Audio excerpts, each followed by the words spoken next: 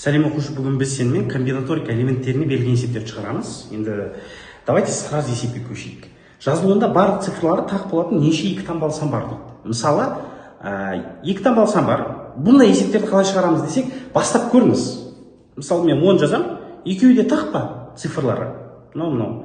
Жоқ, тақ емес. Біреу тақ, біреу жоқ. Келмейді. Дейсің, уже түсінесің ғой. Сөйтіп бастау керек те есептерде. 11, 13, 15, 17, 19 дейді. Жалпы математиканың біз негізгі міндеті қандай? Математика міндеті. Бұл бізге өмірімізді жеңілдету негізінде. Себебі осындай бір есептеулер жазу кезінде мен 11, 13, 15, 17, 19 жаздым, одан кейін 20-дан басталатын салмайды. Өйткені ол екі жұп цифр. Онда 31 деймін, 33 деймін. Осының барлығын жазып отырған дұрыс па, әлде комбинаториканың әдісін үйренген дұрыс па? Енді қараңыз, сіз оны жазып отыратын болсаңыз, әрбір есепте жазып отыру керек болады. 3 таңбалы десе не істей сал? 3 таңбалы десе үшін қадаласыз ғой. Сондықтан біз не істеу керек екенбіз?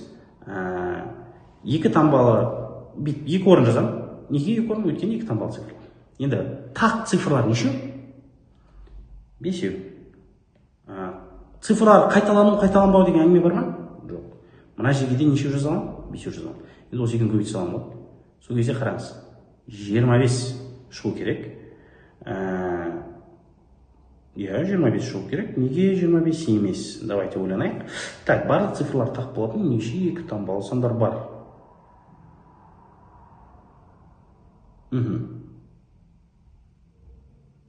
Так, 11, 13, 15, 17, 19, 30, 50, 70.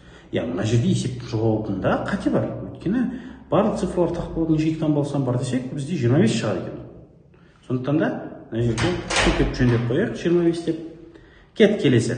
Тек 1, 2, 3, 4 цифрлары арқылы неше екі таңбалы сандар жазуға болады.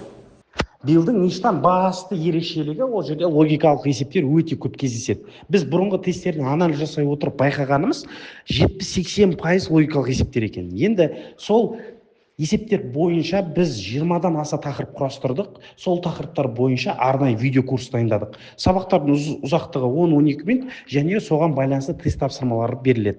Оны алу үшін төмендегі номерге жаза кетіңіз. Біз сіздерге жеңілдікпен ұсынамыз. Қараңыз, екі таңбалы орын жазып қоямын бүйтіп. Мына жерге мен неше цифр жаза аламын, неше нұсқа бар менде? 4 нұсқа бар. Мына жерге де 4 нұсқа. Неге? Өйткені қайталанбайды деген жоқ. Неге 4 менде? Потому что 4 түрлі цифр бар менде. Егер 5 түрлі болса 5 жазатын едім. 6 болса 6 түрлі жазатын едім. Сондықтан 4-ке 4-ті көбейтемін, неше болады?